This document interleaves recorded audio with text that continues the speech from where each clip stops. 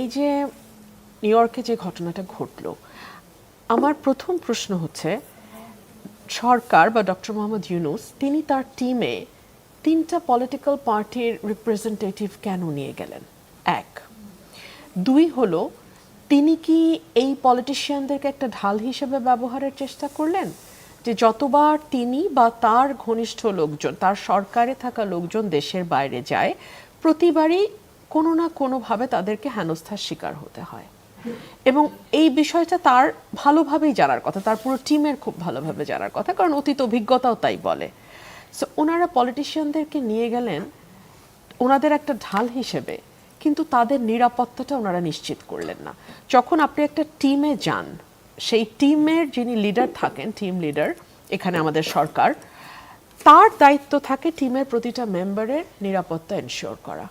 Normally আমরা যখন কোনো টিমে যাই, টিমের প্রত্যেকে কিন্তু একই দরজা দিয়ে বের হই, একই গেট ব্যবহার করি, একই সঙ্গে যার যার ট্রান্সপোর্টে উঠি। দুটো ভাগ হয়ে গিয়ে ওনারা এক ভাগ সরকারের সফরে যারা গেছেন, পলিটিশিয়ান যারা ওনার গেস্ট, ওনারা কিন্তু বাংলাদেশ সরকারের গেস্ট হিসেবে ব্যাখ্যা দেওয়ার চেষ্টা করা হয়েছে যে তাদের ডিপ্লোম্যাটিক পাসপোর্ট না হওয়ার কারণে এই সমস্যাটা হয়েছে। ওনাদেরকে নিয়ে যাওয়ার দরকারটা কি ছিল? ওনারা তো জানতেন যে এই ধরনের ঘটনা হতে যাচ্ছে, কারণ ক্রমাগত গত এক বছর ধরে বিভিন্ন জায়গায় ঘটনা ঘটেছে, সরকারের আশেপাশে যারা গেছে তাদের সাথে ঘটনা ঘটেছে। বাংলাদেশের কনসুলেট আছে নিউ ইয়র্কে, ওখান থেকে কি, দূতাবাস থেকে কি কোনো খবর তারা জানতে পারে না কি হতে যাচ্ছে, কি হতে পারে, আওয়ামী লীগের প্রিপারেশন কেমন, বা অন্য কোনো দল সেখানে কিছু করতে পারে কিনা, এগুলো কি তারা জানতো না? যদি না জেনে থাকে, এটা তাদের ব্যর্থতা। আমি যেটা খবর পেলাম যে তাদের হোটেলও আলাদা। ডক্টর মোহাম্মদ ইউনূস এবং সরকারের যারা গেছেন ওখানে ওনার সফর সঙ্গী হিসেবে, তারা একটা হোটেলে আছেন, পলিটিশিয়ান যারা আছেন তারা ভিন্ন আরেকটা হোটেলে আছেন। তো পলিটিশিয়ান যারা গেছেন, যেই কয়েকজন গেছেন, তারা আসলে কার গেস্ট? তারা তো এই বাংলাদেশ সরকারের গেস্ট। ওনাদের দায় দায়িত্ব তো বাংলাদেশ সরকারকে বহন করতে হবে। আমরা আরও কিছু ব্যাপার দেখলাম। জামাতে ইসলাম যে দুজন নেতা গেছেন, তাদের সমর্থক কর্মী সহ তারা একদিক দিয়ে বের হয়েছেন, আর বিএনপির মহাসচিব এবং এনসিপির যেই দুজন রাজনীতিবিদ গেছেন, তারা অন্য আরেকটা গেট দিয়ে বের হয়েছেন। তাহলে কি এই যে জামাতের কাছে এই নিউজটা আগেই ছিল? যদি থেকে থাকে, সেই নিউজটা কোথা থেকে গেল? আর যদি সেই নিউজ থেকেই থাকে, তাহলে সেটা বিএনপি এবং এনসিপির সঙ্গে শেয়ার কেন করা হলো না? কেন তাদেরকে ভিন্ন আরেকটা গেটে দিয়ে দেওয়া হলো? বিএনপির নেতাকর্মীরা অপেক্ষা করলেন এক গেটে, অথচ বিএনপির মহাসচিব এবং এনসিপি এবং হুমায়ুন ভাই তারা ভিন্ন আরেকটা গেট দিয়ে বের হলেন। এই যে মিসকমিউনিকেশন, এর দায়টা কে নেবে? বিএনপি নেতাকর্মীরা তো ওয়েট করছিল, তারা ভিন্ন আরেকটা টার্মিনালে ওয়েট করছিল, বাট তারা তো ওয়েট করছিল। তারা নিশ্চয়ই কনস্ট্যান্ট যোগাযোগ রাখছিল দূতাবাসের সঙ্গে, কারণ এর বাইরে তো আসলে সরকারকে আর কার সঙ্গেই বা তারা যোগাযোগ রাখবে। সেখান থেকে মিস ইনফরমেশন গেল, নাকি এয়ারপোর্ট থেকে মিস ইনফরমেশন গেল? মিস ইনফরমেশনটা কোথা থেকে গেল?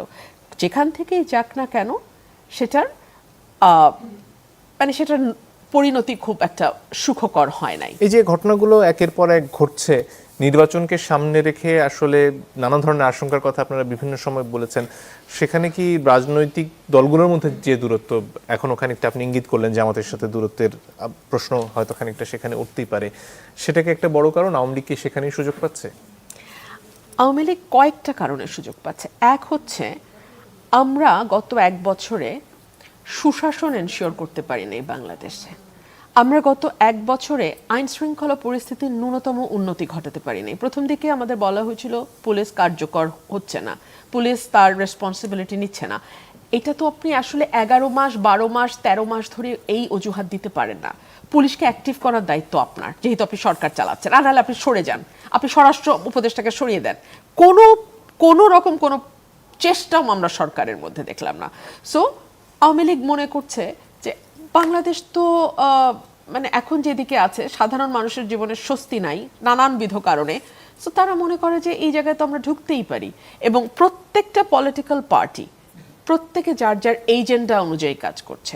জামাত চাইছে নির্বাচনটা যত দূর পিছিয়ে দেওয়া যায়, বিএনপি সহ তার মিত্র শক্তিরা চাইছে নির্বাচনটা ফেব্রুয়ারির মধ্যে হয়ে যাক, সেনাবাহিনী চাইছে নির্বাচন ফেব্রুয়ারির মধ্যে হোক, আমরা সিপিডির মতো সংগঠনগুলোকে দেখছি, ব্যবসায়ীদের তরফ থেকে শুনতে পাচ্ছি যে as soon as possible, if possible in December, এরকমও শুনতে পাচ্ছি।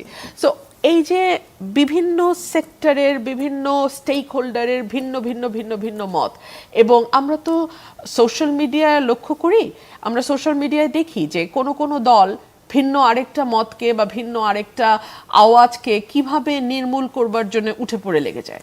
জি, তো এইগুলো তো আসলে ডেফিনেটলি দিন শেষে আওয়ামী লীগকে শক্তিশালী করে, এবং তাদের অ্যাটলিস্ট মনে মনে তো তারা হাসে যে এই তো হলো, এই তোমরা থাকলে 1 বছর। জি, ধন্যবাদ।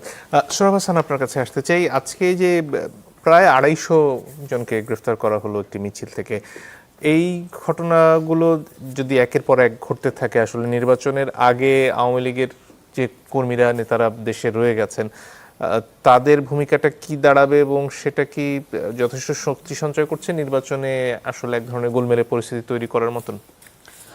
মানে পরিস্থিতি তো আমরা ভেবেছিলাম ফেব্রুয়ারি নির্বাচন তারিখ ঘোষণা, তারিখ তো না, সময়সীমা ঘোষণার পর আইনশৃঙ্খলা পরিস্থিতি, রাজনৈতিক পরিস্থিতি একটা স্বাভাবিক হয়ে আসবে, কিন্তু দুর্ভাগ্য যে স্বাভাবিক হয়নি। একটা হচ্ছে জুলাই সনদ নিয়ে এখনও রাজনৈতিক দলগুলো ঐকমত্যে পৌঁছতে পারেনি। পারস্পরিক সন্দেহ, অনাস্থা, অবিশ্বাস রয়ে গেছে। এখন এটা কিভাবে কাটবে? সারার তুষার যেমন বললেন যে শাপলা মানে একটা প্রতীক, মানে এটা নিয়ে এত বিতর্ক হবে কেন? হয় শাপলা পাবে, না হলে না পাবে। এখন আবার এনসিপির নেতা যে ভাষায় বলেছেন সার্জিস আলম, সেটা কিন্তু এক ধরনের নির্বাচন বন্ধ করার বা নির্বাচন না বন্ধ করার, যে শাপলা না দিলে কীভাবে নির্বাচন নির্বাচন কমিশন কীভাবে নির্বাচন করে আমরা দেখে নেব। আবার ধরেন আরেক দল বললেন যে যদি আনুপাতিক হারে ভোট না হয় তাহলে নির্বাচন কীভাবে করে আমরা দেখে নেব। মানে এটি মানে এক ধরনের উত্তেজনা কিন্তু বাড়ছে, এবং এর মধ্যে সরকার কতটা দায়ী, রাজনৈতিক দল কতটা দায়ী, কিন্তু সাধারণ নাগরিককে তো দায়ী করা যাবে না।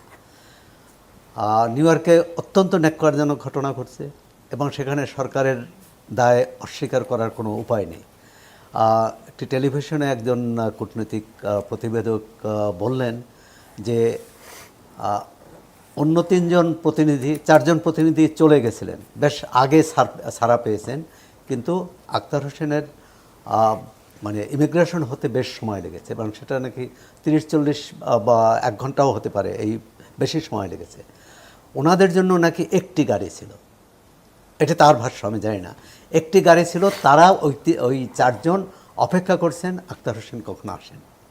তারা যদি আগে চলে যেতে পারতেন তাহলে অন্তত এই 4জন তো হেনস্থা থেকে রক্ষা পেতেন।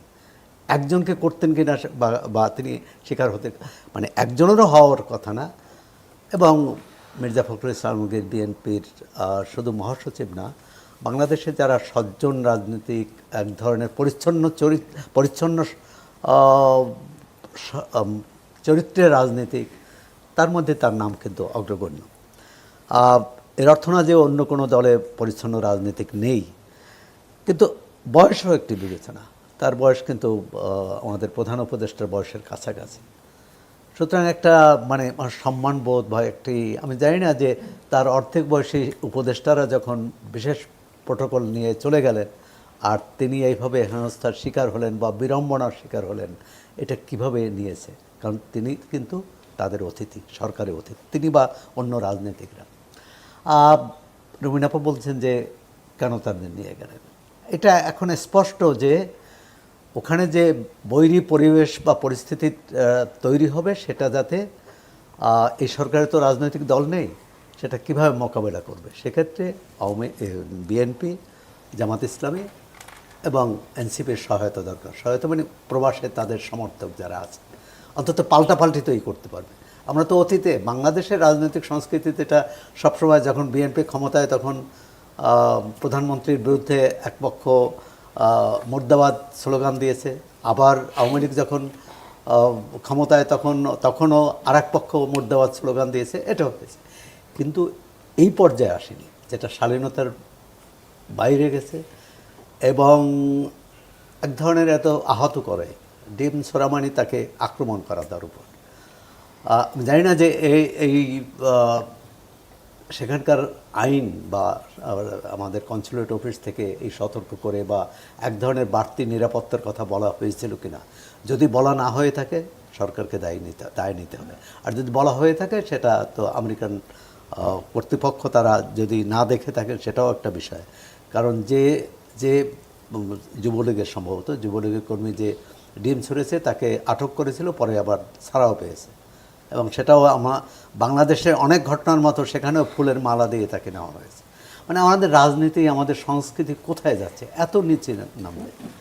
একজন আমরা তো দেখলাম যে ঢাকা বিশ্ববিদ্যালয়ে যে একজন শিক্ষার্থীকে, নারী শিক্ষার্থীকে যে হেনস্থা করেছিলেন, তাকেও ফুলের মালা দিয়ে বরণ করা হয়েছে। তা আমরা কোনো দেশের ভিতরে বাইরে কোথাও রাজনৈতিক সুরুচির সুচিন্তার পরিচয় দিতে পারছি না। এটা দুর্ভাগ্যজনক যে জুলাই অভ্যুত্থানের এত প্রাণদান, এত জীবন, এত ত্যাগ স্বীকার, এত সংগ্রামের পরও রাজনৈতিক সংস্কৃতিতে এই যে নির্বাচনটি কিভাবে হবে এটি নিয়ে কতদিন আলোচনা করতে হয়। আমার তো মনে হয় দ্বিতীয় বিশ্বযুদ্ধ বন্ধের জন্য এতদিন আলোচনা করতে হয়। জি, ধন্যবাদ। একটা বিরতির সময় হয়ে গেছে দর্শক, একটু পরে ফিরে আসছি, আশা করি সাথে থাকবেন।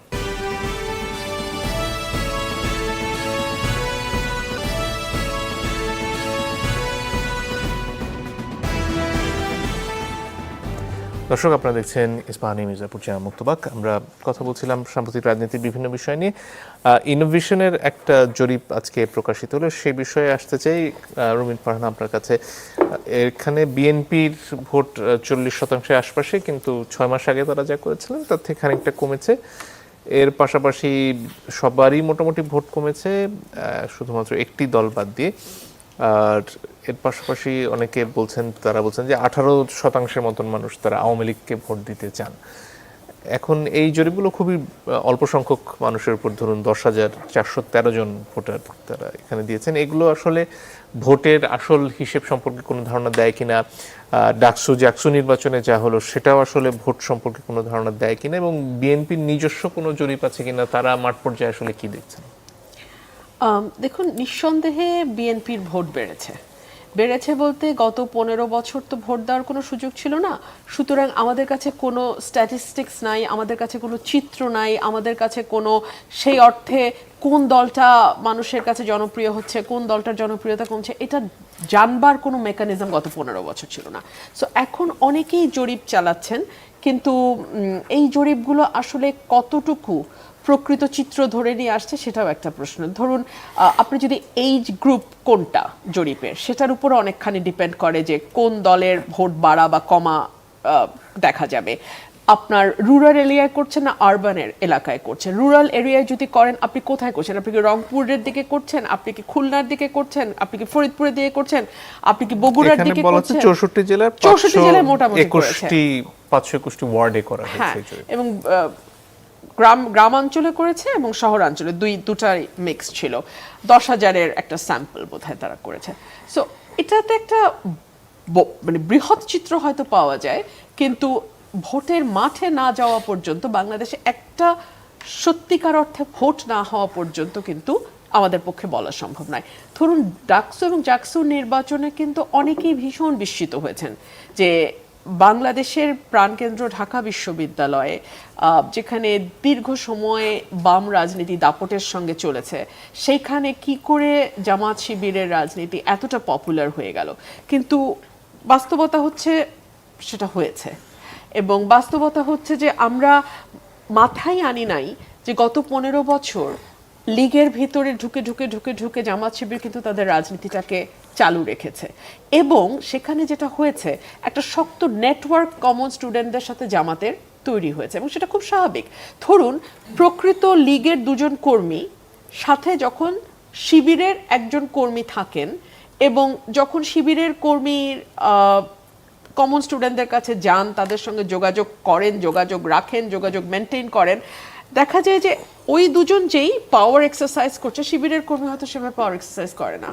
সেই মানুষের কাছে আরেকটু প্রো পিপল হিসেবে, আরেকটু বন্ধু হিসেবে যায়, কিন্তু সে একই সঙ্গে তার রাজনীতিটাও জারি রাখতে পারে, না হয়তো সে ক্যাম্পাসে ঢুকতে পারতো না, সেই রাজনীতিটাও সে জারি রাখতে পারে। সো এইভাবে জামাতের একটা সুবিস্তৃত নেটওয়ার্কিং আছে ঢাকা বিশ্ববিদ্যালয়ে, এটা প্রমাণিত হয়েছে নির্বাচনের পর। 2 হচ্ছে জামাতের প্ল্যানিং যেটা হয়তো ক্লিক করেছে, যেটা হয়তো অন্যান্য প্যানেলগুলো সেভাবে দিতে পারে নাই। তাদের ডাইভার্সিফাইড একটা প্যানেল তারা দিতে পেরেছে, অন্য দলগুলো হয়তো সেভাবে করতে পারে। এখানে একটা ব্যাপার কি কাজ করেছে যে বিএনপি এবং আওয়ামী লীগ দুটো দলই তাদের ছাত্র সংগঠন বিভিন্ন সময় ক্ষমতায় ছিল এবং হলের পরিস্থিতির সাথে ছাত্রছাত্রীদের হয়তো খানিকটা জানা রয়েছে এবং তারা হয়তো নতুন কিছু চেষ্টা করতে দেখতে চেয়েছেন যে ছাত্র শিবির এখানে যদি আসে তারা কি করে। সেই একই ব্যাপার জাতীয় নির্বাচনে আসলে কেমনভাবে প্রভাব ফেলবে এবং চাঁদাবাজি যে অভিযোগগুলো এখন পর্যন্ত আসছে, বিএনপি যদিও দলীয়ভাবে ব্যবস্থা নিচ্ছে কিন্তু দিন শেষে তো এই জিনিসগুলো ঘটে চলেছে, সেটার প্রভাব পড়বে কিনা নির্বাচনের উপর? কিছুটা প্রভাব পড়বে, তবে আমি এখানে বলবো শহরে বিষয়গুলো নিয়ে যতটা শোরগোল হয়, একেবারে প্রত্যন্ত এলাকায়, বিশেষ করে ধরেন আমি যেই এলাকাটার কাজ করছি ব্রাহ্মণবাড়িয়ার, সেখানে কিন্তু হ্যাঁ এগুলোকে সমস্যা হিসেবে দেখা হয়, কিন্তু ঢাকায় বিষয়টাকে যতটা ম্যাগনিফাইড করা হয় ততটা কিন্তু একেবারে গ্রামে না।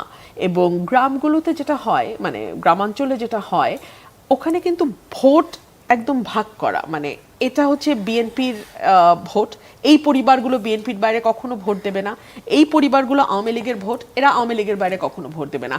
ওরা যে নতুন কিছু ট্রাই করবে, এই ট্রাই করার যে অ্যাডভেঞ্চারিজম, সেটা কিন্তু আমরা তরুণদের মধ্যে যতটা লক্ষ্য করি, শহরাঞ্চলে যতটা লক্ষ্য করি, গ্রামীণ অ্যাটমসফিয়ারে কিন্তু অতটা বোধহয় অ্যাডভেঞ্চারিজম এই যে হয় না। যারা আওয়ামী লীগের ভোটার ছিলেন ঐতিহাসিকভাবে, তারা আসলে কি ভাবছেন? আপনি তো এলাকায় যাচ্ছেন, তাদের চিন্তাটা কি? তারা সেফটি সিকিউরিটি চাচ্ছে এই মুহূর্তে। মানে এলাকায় আমার বিরুদ্ধে ভুয়া মামলা হবে না, এলাকায় আমি আমার বাড়িতে থাকতে পারবো, কিংবা আমার ছোটোখাটো যদি কোনো ব্যবসা থাকে সেটা আমি আমার মতো করে চালাতে পারবো, আমার ফ্যামিলিটা আমি রান করতে পারবো, কোনো রকম কোনো পলিটিক্যাল মানে আমার উপরে কোনো রকম কোনো নিবর্তন আসবে না, এই সেফটিটা তারা চাইছে। এবং এই সেফটিটা যেই প্রার্থী এনশিওর করতে পারবে সেই প্রার্থীকেই তারা ভোট দেবে। আর কিছু আছে যেটা হয়তো আওয়ামী লীগের একেবারে কোর ভোট, ওই ভোটটা কোথাও তারা দিবে না, ওনারা হয়তো ভোট কেন্দ্রেই যাবেন না। সে কারণেই মানে আপনি যদি জরিপগুলো দেখেন দেখবেন যে অনেক কম মানে আওয়ামী লীগের, যদিও এবার দেখলাম লাস্ট জরিপে 8 থেকে 19-এ উঠে গেছে, 18 পয়েন্ট সামথিং।